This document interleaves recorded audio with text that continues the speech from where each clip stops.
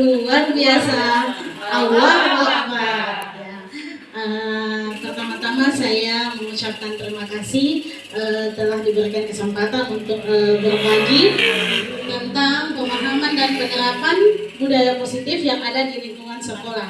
Ini adalah salah satu tugas guru penggerak pada modul 1.4 dan harus kami buat untuk diupload di YouTube dan dimasukkan ke LMS tugas kami. Jadi terima kasih atas partisipasi dari Bapak Ibu yang ada di kelompok kerja guru gugus 1 Pelangi. Nah, sebelum kita mulai berbagi praktik ini, saya supaya lebih semangat, boleh kita berdiri sebentar untuk ice breaking dulu.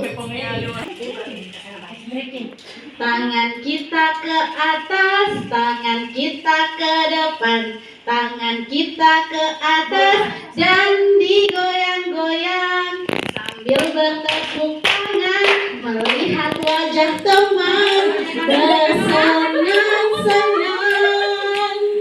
Bahu kita ke depan, bahu kita ke belakang, bahu kita ke depan dan digoyang-goyang melihat teman bersenang-senang.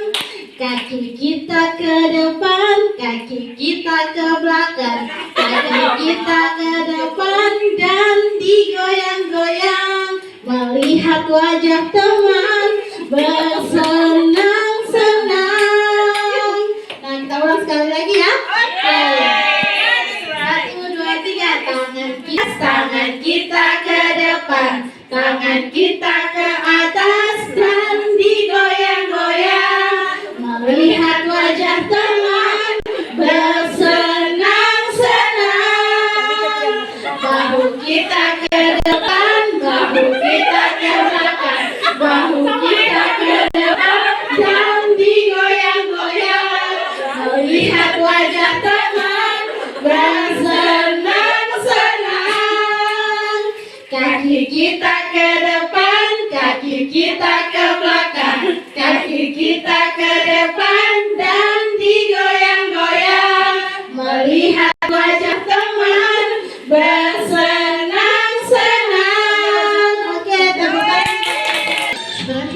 Ini adalah perubahan paradigma belajar, disiplin positif, nilai-nilai kebajikan, kebutuhan dasar manusia, motivasi perilaku manusia, posisi kontrol guru, keyakinan kelas, serta penerapan segitiga restitusi dengan paradigma baru, yaitu ada di sebelah gambar profil pelajar Pancasila yang terdiri dari 6 dimensi.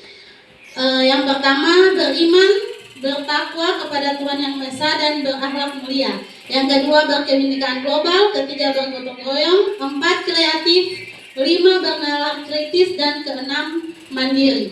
Pembelajaran dengan paradigma baru ini merupakan pembelajaran yang dirancang berdasarkan prinsip pembelajaran berdiferensiasi sehingga para peserta didik belajar sesuai kebutuhannya berdasarkan tahap perkembangan sesuai teori psikologi modern untuk mewujudkan profil pelajar Pancasila pada anak. Tentang teori kontrol.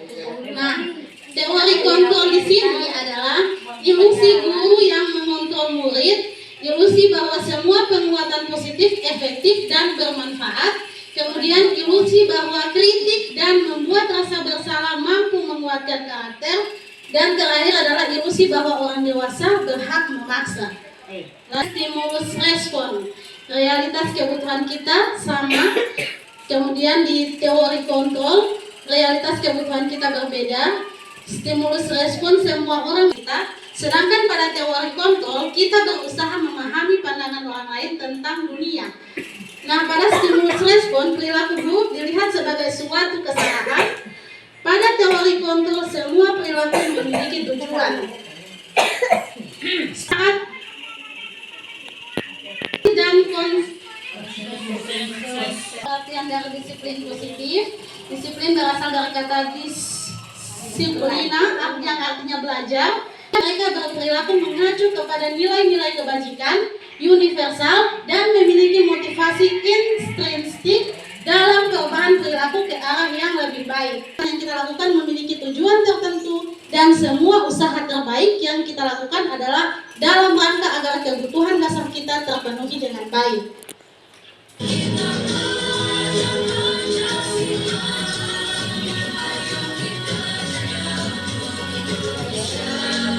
Pertama, bertahan hidup.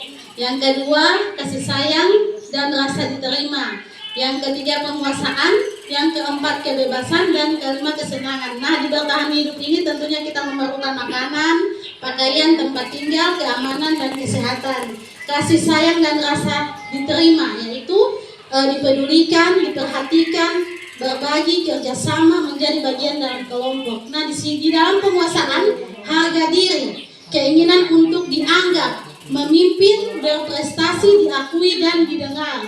Nah, dalam kebebasan, yaitu kita bebas mandiri perilaku manusia untuk menghindari ketidaknyamanan atau hukuman.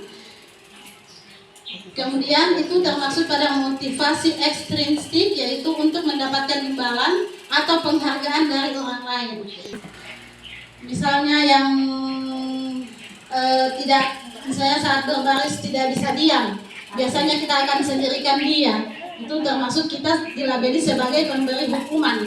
Kalau konsekuensi, yaitu sama-sama telah dibuat, kita sepakati bersama peraturannya, tetapi anak yang melanggar, bukan hanya saya, sudah sering dicampur. Oh begitu, ya wajarlah kalau kamu marah dan kesal. Jika ibu ada di posisi kamu, ibu juga pasti akan berbuat hal yang sama. Lalu, apa yang kamu lakukan terhadap Dika? Saya marah-marah, Bu. Nah, dalam posisi kontrol saat ini, bagaimana perjalanan dirinya sebagai among atau manajer yang menuntun murid-muridnya menjadi insan yang mandiri, merdeka, dan bertanggung jawab sesuai dengan standar nasional pendidikan.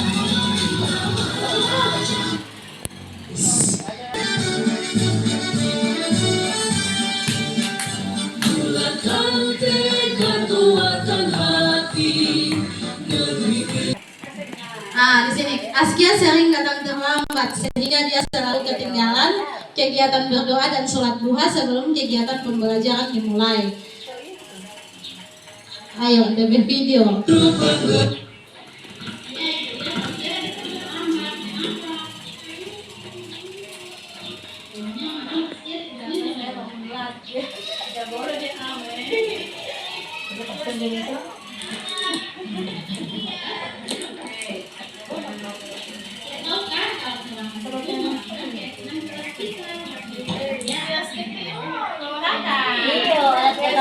Datang terlambat.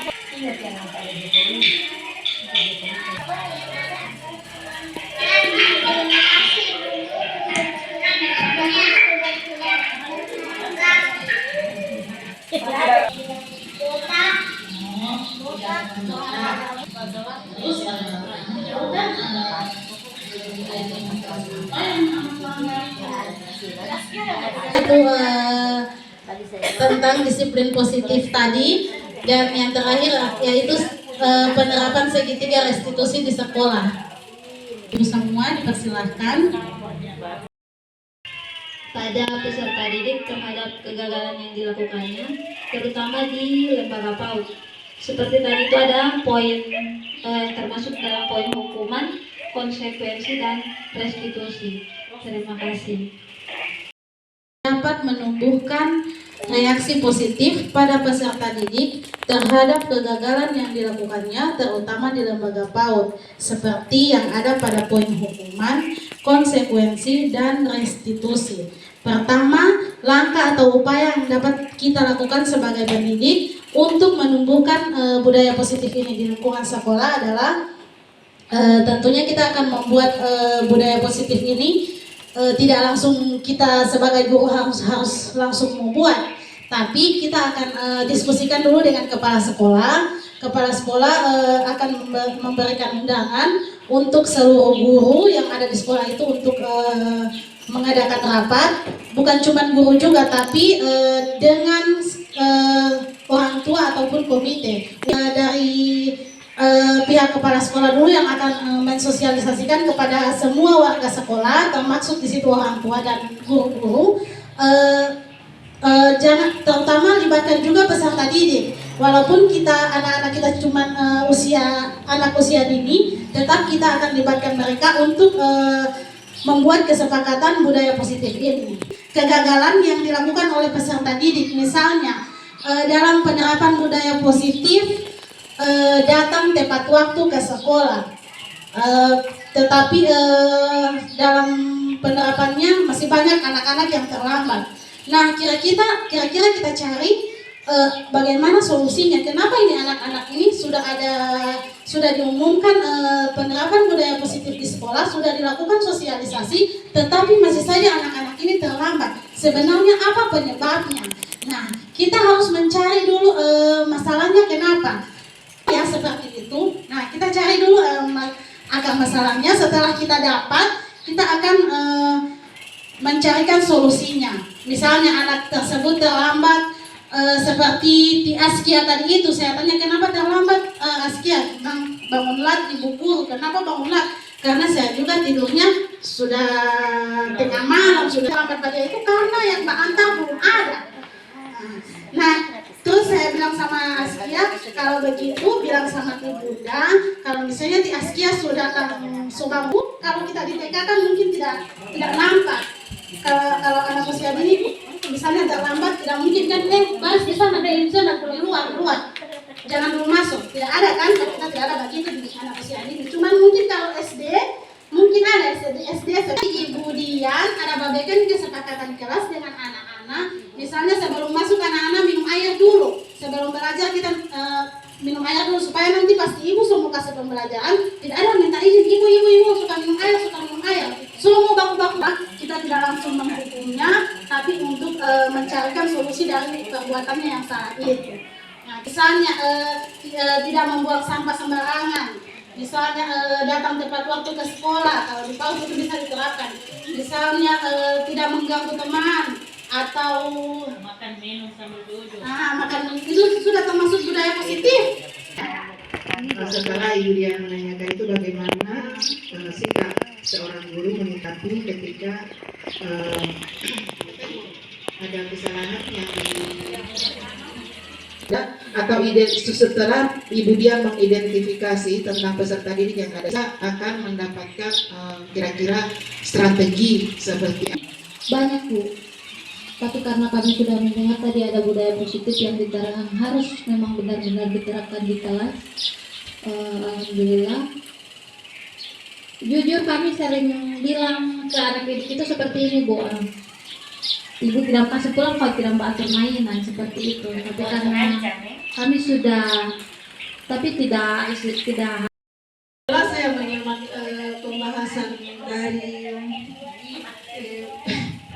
pengalaman budaya positif ini, saya ingin bertanya, apa pentingnya menciptakan budaya positif di lingkungan sekolah? Terus yang keduanya, apa saja yang termasuk di dalam budaya positif di sekolah tersebut? Terima kasih.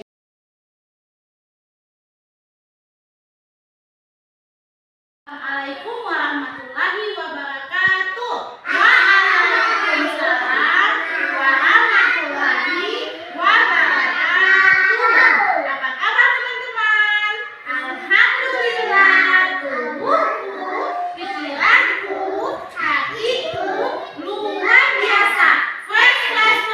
Allahu Akbar. Assalamualaikum, apa kabar? Assalamualaikum.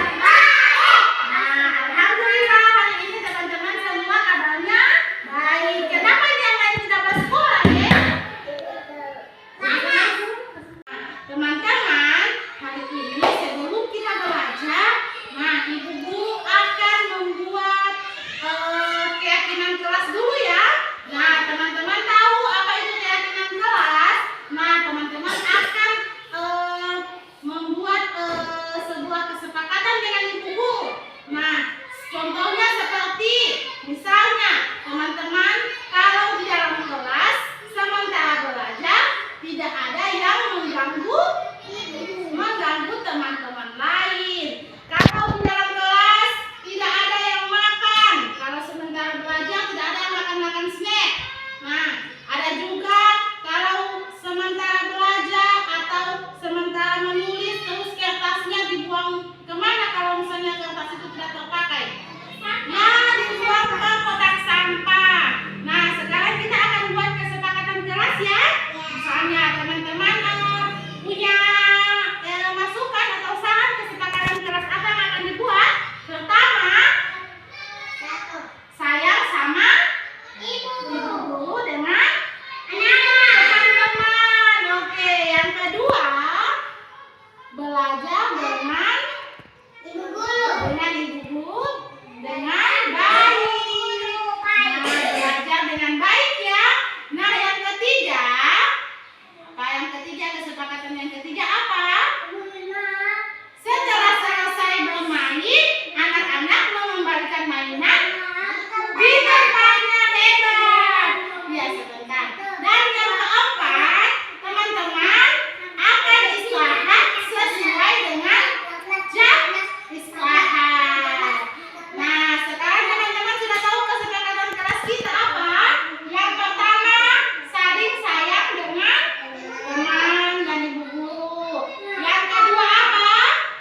Belajar dengan baik.